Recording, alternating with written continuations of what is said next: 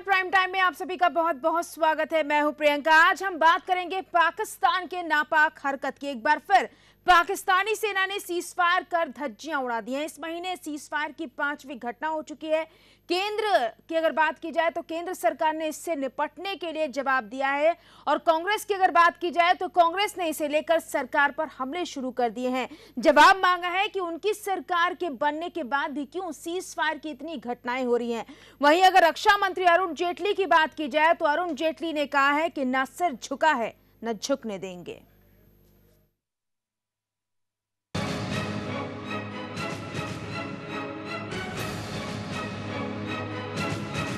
LOC पर पाक की फिर नापाक हरकत। क्यों नहीं बाज आ रहा है पाकिस्तान? घुसपैठियों से कैसे निपटेगी मोदी सरकार?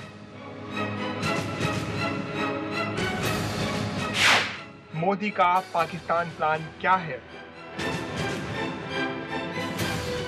एक बार फिर पाकिस्तान सेना ने सीज फायर की धज्जियां उड़ा दी हैं। पाकिस्तान की नापाक हरकतें रुकने का नाम नहीं ले रही हैं। इस महीने सीज फायर की ये 5वीं घटना है। सीज फायर की नई घटना जम्मू के अखनूर के पल्लनवाला सेक्टर में हुई। पाक की इस नापाक हरकत का भारतीय सेना ने मुंह तोड़ जवाब दिया, लेकिन जवाबी कार्रवाई में भारतीय सेना का एक जवान शहीद हो गया और 2 जवान घायल भी हुए। सीज फायर उल्लंघन पर संसद में जोरदार हंगामा हुआ। कांग्रेस ने सरकार पर जुबानी हमला करते हुए जवाब मांगा कि उनकी सरकार के बनने के बाद क्यों सीज फायर की इतनी घटना हो रही है। इलेक्शन के दौरान एक ही मुद्दा पाकिस्तान और हिंदुस्तान के बारे में हर पब्लिक मीटिंग में दोहराया गया था कि यूपीए की गवर्नमेंट कमजोर है और इसी वजह से cease fire violation Jammu Kashmir में होते हैं और वो स्टैंड अप नहीं होते हैं, खड़े नहीं होते हैं पाकिस्तान की लीडरशिप के सामने। और जब ये नई गवर्नमेंट आएगी तो हम सर झुका के नहीं बल्कि सर उठा के बात करेंगे, जवाब देंगे। तो आज अब सर क्यों झुक गया है, आज क्यों इतनी वायलेशन होती है? विपक्ष के इस हमले का सरकार ने भी जवाब दिया। रक्षा मंत्री अरुण जेटली ने कहा कि ना सर झुका है ना सर झुकेगा। जी, ना तो सर झुका है और ना ही कोई इस प्रकार का, और ना ही लीडर ऑफ ऑपोजिशन इस बात की से सेटिस्फाइड रहे कि ये सरकार ना ही सर झुकने देगी। अपने भी सरकार पर सवाल उठाने लगे हैं। एनडीए की सहयोगी शिवसेना भी सीज फायर पर अब चुप नहीं बैठना चाहती। एलओसी पर पाक सेना की फायरिंग को लेकर शिवसेना ने मोदी सरकार की जमकर खिंचाई की। शिवसेना सांसद संजय राउत ने यहां तक कह दिया कि सरकार को पाकिस्तान से रिश्ते खत्म कर देने चाहिए। चर्चा बंद करो पाकिस्तान के बारे में। शिवसेना की भूमिका हमेशा रही है कि पाकिस्तान के साथ किसी भी तरह के रिश्ते मत रखो। पाकिस्तान को जिस भाषा का इस्तेमाल करना चाहिए वही भाषा करो। आज हमारा एक जवान शहीद हो गया, कल और होगा। हम सिर्फ हमारे शहीद जवानों की गिनती करेंगे। अगर हमारा एक जवान शहीद हुआ है तो उनके 10 करो। यही भाषा पाकिस्तान को समझती है। वहीं दूसरी तरफ जम्मू कश्मीर के कठुआ में एलओसी पर बीएसएफ ने घुसपैठ की कोशिश को नाकाम किया और एक घुसपैठिए को मार गिराया, जबकि बाकी घुसपैठिए पाकिस्तान की तरफ भाग गए। घटना सोमवार रात की है, जब सुरक्षा बल सीमा की चौकसी कर रही थी। तभी हरिनगर सेक्टर की जीरो लाइन के पास घुसपैठियों के एक समूह की हलचल दिखी। एक हफ्ते से कम समय में अंतर्राष्ट्रीय सीमा पर यह घुसपैठ की दूसरी कोशिश थी। सुदर्शन न्यूज के लिए अनुज विश्वास के साथ मोहित शर्मा की रिपोर्ट।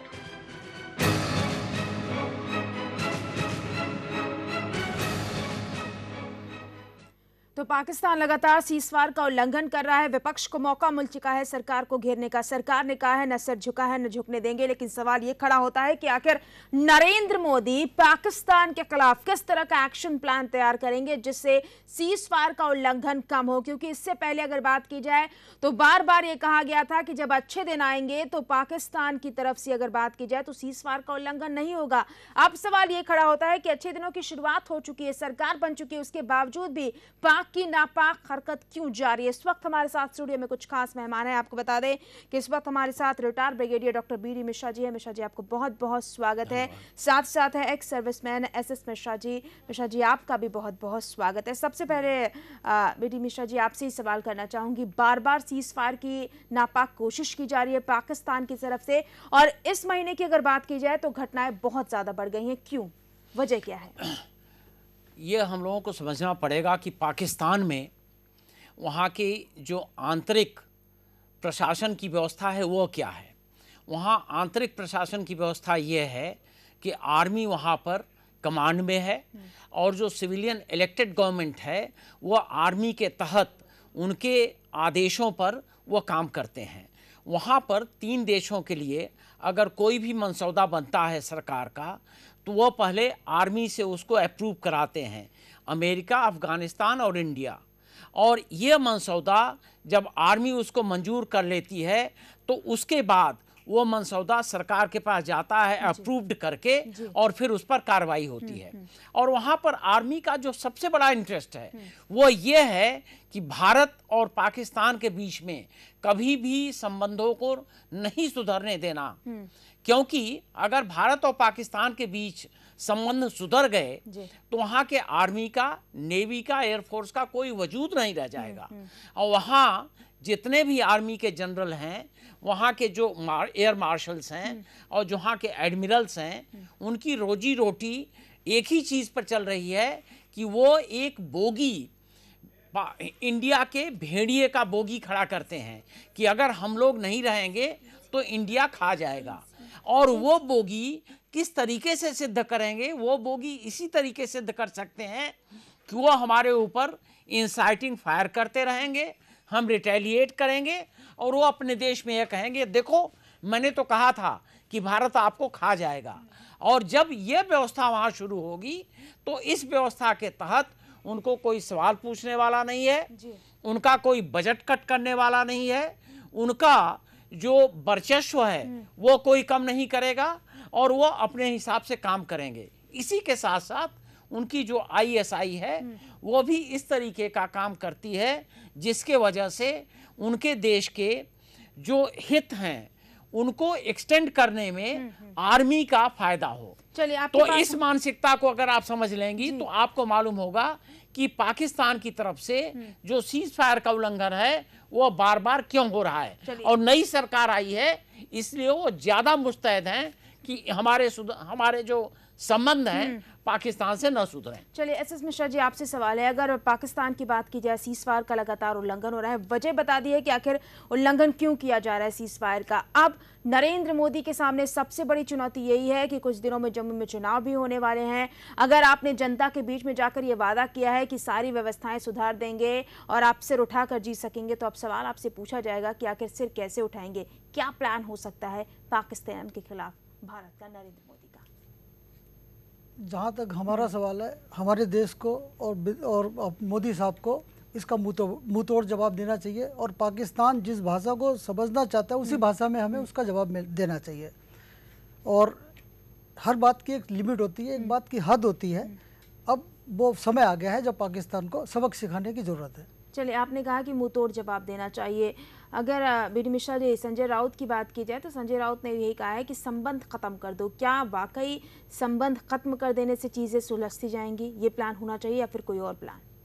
देखिए, जहाँ तक संबंध खत्म करने का सवाल है वो एक एक्सट्रीम स्टेप है और वो भी स्टेप उठाया जाता है ऐसी परिस्थितियों में जहां पर और कोई स्टेप नहीं है।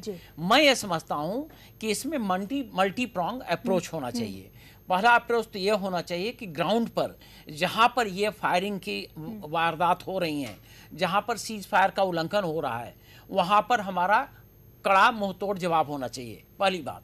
दूसरी बात, जहां तक हमारी डिप्लोमेटिक चैनल्स हैं वो खुली रहें और इंटरनेशनल एरिना में हमारा ये संदेश जाए कि इसमें पाकिस्तान की गलती है और पाकिस्तान अपराधी है। और तीसरा, जहां तक हमारे दोनों देशों के बीच में राजनयिक संबंध हैं या बातचीत का सिलसिला है, उस सिलसिले में हम ये बताते रहें कि आपने ये चीज़ें की। हालांकि वो मानने को तैयार नहीं है, क्योंकि पिछले दिनों जब काफ़ी वारदातें हुई थी पुंछ सेक्टर में, जबकि यूपीए की सरकार थी, और यहाँ तक कि कुछ एम्बुशेस हुए और कुछ जो पेट्रोलिंग वहाँ लाइन ऑफ एक्चुअल कंट्रोल पर पेट्रोलिंग होती है उन पर जब आक्रमण हुए, तो जब हमारे यहाँ से विरोध गया तो पाकिस्तानियों ने यह कहा कि नहीं, फायरिंग तो इंडियंस ने किया था, हम लोगों ने फायरिंग नहीं किया। तो इस बात को मानेंगे नहीं। लेकिन इन तीनों पक्षों का, इन तीनों मोर्चों पर भारत को एक कड़ा रवैया अख्तियार करना पड़ेगा और यह मल्टी प्रॉन्ग अप्रोच करना पड़ेगा। आपने कहा कि तीनों मोर्चों पर भारत का रवैया कड़ा होना चाहिए। अब भारत का रवैया किस तरह का कड़ा होता है, जेटली कैसे जवाब देते हैं, क्या है मोदी का पाकिस्तान को लेकर एक्शन प्लान, ये देखना दिलचस्प होगा। लेकिन एक चीज कही जा सकती है कि पिछले एक साल की अगर बात की जाए तो आपको बता दें कि सेना ने करीब, खासतौर से अगर पाकिस्तानी सेना की बात की जाए तो पाकिस्तानी सेना ने करीब एक साल में 200 बार सीज फायर का उल्लंघन किया है। और इसमें अगर बात करें तो हमारे 13 जवान शहीद हुए, 41 जवान हैं जो घायल हुए। अगर बात की जाए तो ये भी खबर निकलकर सामने आई थी कि अगर 2000 से 2003 की बात की जाए तो अटल बिहारी वाजपेयी ने जब अप्रोच किया था, कोशिश की थी, उस वक्त सीज फायर का उल्लंघन कम हुआ था, स्थितियां बेहतर होती हुई नजर आई थी। लेकिन एक बार फिर से सीज फायर का उल्लंघन शुरू हो गया है।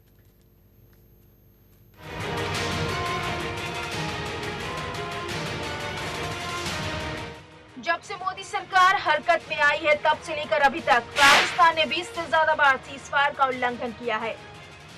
भारतीय सैनिक सरकार की विदेश नीति और कठोर निर्णय लेने में असमर्थता के कारण पाकिस्तानी गोलियों का शिकार होते हैं। पिछले एक साल में पाकिस्तानी सेना ने करीब 200 बार एलओसी पर सीजफायर का उल्लंघन करते हुए गोलियां बरसाई। पाकिस्तानी सेना के इस फायरिंग में 13 जवान मारे गए और 41 घायल हुए। और इन घटनाओं से कई बार कितने बेगुनाह सैनिकों को जान से हाथ भी धोना पड़ा। लगभग 10 साल पूर्व 2000 से 2003 के आसपास तत्कालीन प्रधानमंत्री अटल बिहारी वाजपेयी ने पाकिस्तान पर कुछ हद तक लगाम लगाने का काम किया था। उनके कार्यकाल में पाकिस्तानी सैनिकों को भारतीय सैनिकों ने मुंहतोड़ जवाब दिया था। वाजपेयी के कार्यकाल में सबसे कम बार सीजफायर का उल्लंघन किया गया था। जम्मू कश्मीर के मुख्यमंत्री उमर अब्दुल्ला ने प्रधानमंत्री नरेंद्र मोदी से इस बाबत पाकिस्तान से बात करने और कड़ी चेतावनी जारी करने की अपील की है। अब देखना है मोदी का पाकिस्तान प्लान क्या होता है। दूरदर्शन न्यूज के लिए मोहित शर्मा के साथ गणेश पाठक की रिपोर्ट।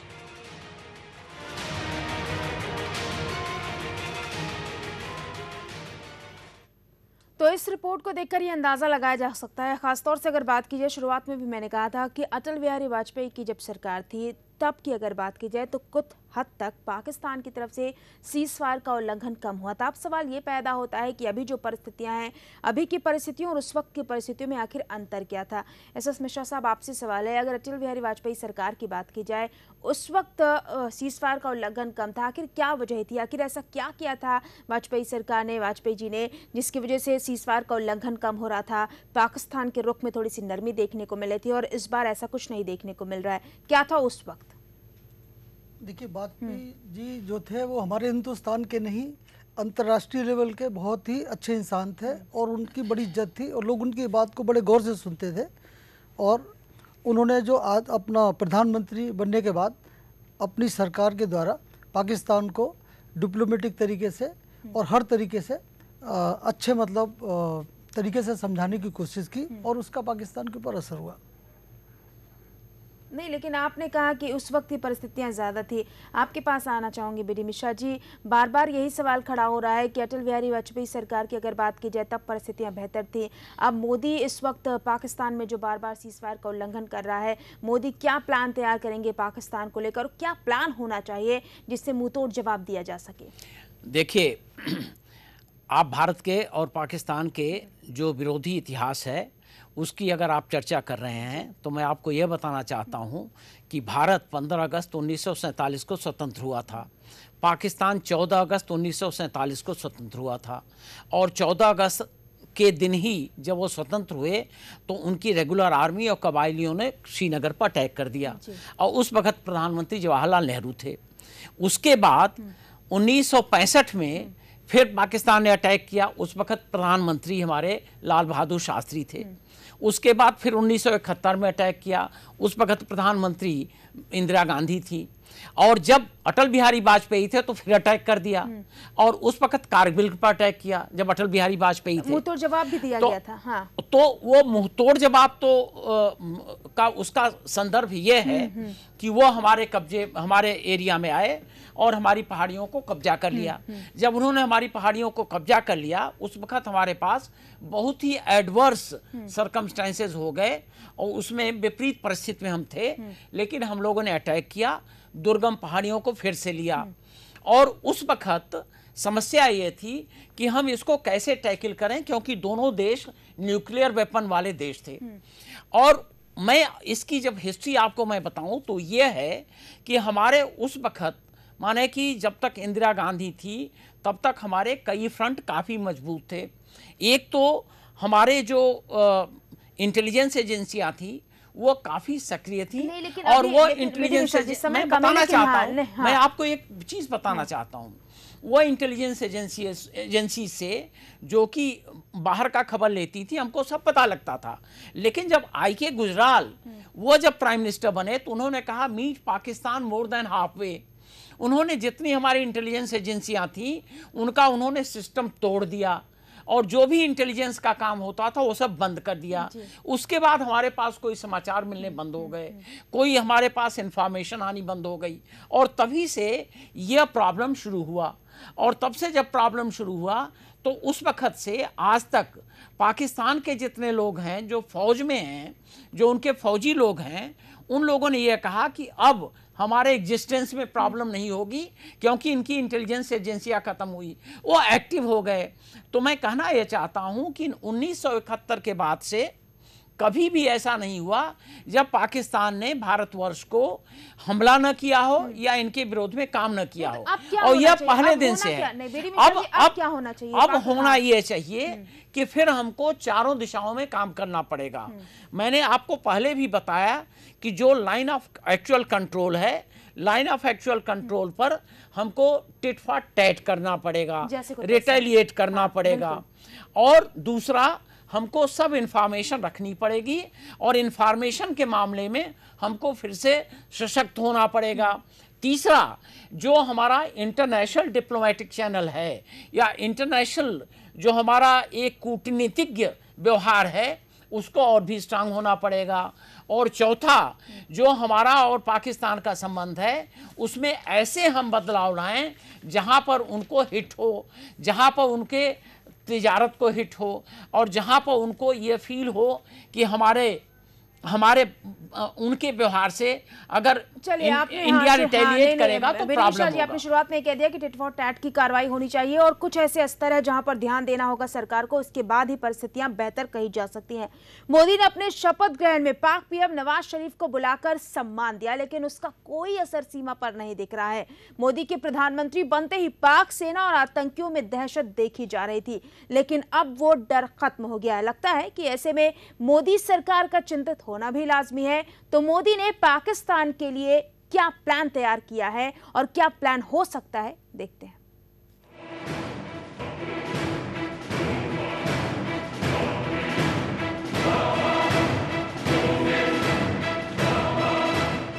सीमा पार से नहीं रुक रही है गोलीबारी, अपनी हरकतों से बाज नहीं आ रहा पाकिस्तान। पाकिस्तान की हरकतों पर संसद भी नाराज। जेटली ने माना दगा कर रहा है पड़ोसी। मोदी को अब उंगली टेढ़ी करनी पड़ेगी। क्या है मोदी का प्लान? पाकिस्तान पिछले एक हफ्ते में पाकिस्तान की ओर से अंतर्राष्ट्रीय सीमा और लाइन ऑफ कंट्रोल पर कई बार गोलीबारी की जा चुकी है। पाकिस्तानी रेंजर्स की ओर से जम्मू में पिछले 3 दिनों से रुक रुक कर कई बार सीज़फायर का उल्लंघन किया गया है। एक और भारतीय जवान सीमा पर शहीद हो गया। इससे साफ जाहिर होता है कि पाकिस्तानी आर्मी अपने को काफी मजबूत समझती है। पिछले 10 सालों में सैकड़ों बार भारतीय सैनिकों को पाकिस्तान की ओर से सीमा पर की जा रही गोलियों का सामना करना पड़ा। लगातार गोलीबारी को लेकर संसद में खासी नाराज है। संसद में विपक्षी नेताओं से सरकार को घेरा। मोदी ने अपने शपथ ग्रहण में पाक पीएम नवाज शरीफ को बुलाकर सम्मान दिया, लेकिन इसका कोई असर सीमा पर नहीं दिख रहा है। मोदी के प्रधानमंत्री बनते ही पाक सेना और आतंकियों में दहशत देखी जा रही थी, लेकिन अब वो डर खत्म हो गया है लगता है। ऐसे में मोदी सरकार का चिंतित होना लाजमी है। तो मोदी ने पाकिस्तान के लिए क्या प्लान तैयार करके रखा है? अंतर्राष्ट्रीय मामलों के जानकार मानते हैं कि अब मोदी सरकार को कोई न कोई कड़ा फैसला लेना होगा, नहीं तो उनकी हालत में यूपीए सरकार जैसी ही हो जाएगी। यूपीए सरकार में सीमा पर भारतीय सैनिकों के सिर काटे जा रहे थे और मनमोहन सरकार कोई भी जवाब देने का हौसला नहीं दिखा पाई थी। अब देखना होगा कि कितने जल्द मोदी तैयार करते हैं पाकिस्तान पर एक्शन प्लान। सुदर्शन न्यूज के लिए अनुज विश्वास के साथ गणेश पाठक की रिपोर्ट। एसएस मिश्रा जी, आपके पास आना चाहूँगी। इस रिपोर्ट के जरिए आपने भी बहुत सारी चीज़ें समझी है। खासतौर पर एक सवाल ये खड़ा होता है कि जैसा कि रिपोर्ट के जरिए हमने ये समझाने की कोशिश की है कि हमने तो दोस्ती का हाथ बढ़ाया, हमें लगा कि चीज़ों को सुधारेंगे, संबंध बेहतर होंगे, लेकिन उसके बावजूद भी संबंध बिगड़ते हुए जा रहे हैं। अब क्या हो मोदी की तरफ से कि हमने आपको मौका भी दिया, लेकिन उसके बावजूद भी आपने इस मौके का फ़ायदा नहीं उठाया, क्या किया जाए? अब मोदी सरकार को एक बात समझ लेनी चाहिए। एक कहावत है कि सठम साठ्यम समाचरित, दुष्ट को दुष्टता की भाषा से ही समझाया जा सकता है, अदरवाइज वो लातों को भूस बातों से नहीं मानते हैं। और जहाँ तक हमारा व्यक्तिगत विचार है, हमें इजराइल को फॉलो करना चाहिए। इजराइल का एक बंदा मरता है, वो उनके 10 मारते हैं और अंदर तक घुस के मारते हैं। यही हालत पाकिस्तान की होनी चाहिए। चलिए, जैसे को तैसे की रणनीति अपनानी चाहिए और दुष्ट को दुष्ट की भाषा में ही जवाब देना चाहिए। बीडी मिश्रा जी, एक सवाल और आपसे करना चाहूंगी। दुष्ट को दुष्ट की तरह ही जवाब देना चाहिए। अगर इस चीज़ पर भारत उतारू हो जाए, अगर इस तरह की कार्रवाई शुरू करे, नरेंद्र मोदी के प्लान में ये चीज़ें शामिल हो जाए, तो आपको लगता है कि स्थितियाँ बेहतर हो सकती हैं, या फिर ये मान लिया जाए कि शायद कोई और तरीका हो सकता है? क्योंकि अगर हम एक के बदले 10 की कार्रवाई करेंगे तो शायद परिस्थितियाँ और ज़्यादा बिगड़ सकती हैं। देखिए, जहाँ तक मोदी सरकार का सवाल है, उन्होंने प्राइम मिनिस्टर नवाज शरीफ को बुलाया था यहाँ पर, लेकिन मुझे पूरा विश्वास है कि वो उस वक़्त ये आश्वस्त नहीं थे कि उनको बुलाने से हमारी समस्याएं निपट जाएंगी। यह एक व्यवहार का मामला था जिसमें उन्होंने किया, क्योंकि वो जानते हैं कि जब अटल बिहारी वाजपेयी जी प्राइम मिनिस्टर थे तो वो बस में बैठ के लाहौर तक गए थे और यही नवाज शरीफ वहाँ पर प्राइम मिनिस्टर थे और इन्होंने उनका खैर मकदम किया था। और उसके बाद तुरंत कारगिल पर लड़ाई हो गई, कारगिल पर चढ़ाई हो गई पाकिस्तान की तरफ से। तो ये बात तो साफ है कि वो जो ये कूटनीति, ये जो आपस में व्यवहार हैं, उस व्यवहार से मामला नहीं निपटने का, एक बात।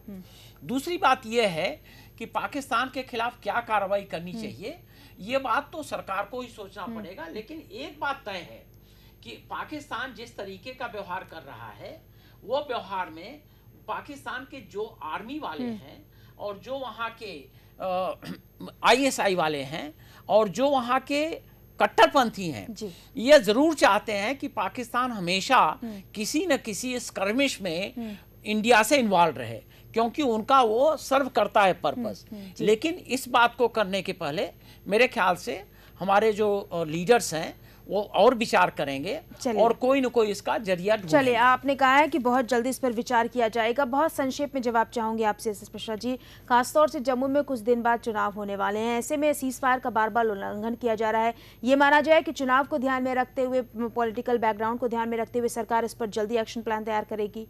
बिल्कुल, सरकार इसके ऊपर एक्शन प्लान तैयार करेगी और अदरवाइज इसका बड़ा नुकसान होने वाला है। चले, जाहिर तौर पर अगर पाकिस्तान की बात की जाए तो पाकिस्तान की नापाक हरकत लगातार जारी है। सवाल ये खड़ा होता है कि अब पाक की नापाक हरकत को कम करने के लिए, इसे समाप्त करने के लिए सरकार की तरफ से, मोदी सरकार की तरफ से क्या होता है? पाकिस्तान को लेकर एक्शन प्लान आने वाले दिनों में जरूर मिलेगा। बहुत बहुत धन्यवाद बीडी मिश्रा जी इस चर्चा में शामिल होने के लिए और अपना समय देने के लिए। एसएस मिश्रा जी, आपका भी बहुत बहुत धन्यवाद। तो इसी के साथ प्राइम टाइम में बस इतना ही। जुड़े रहें सुदर्शन न्यूज के साथ। जय हिंद।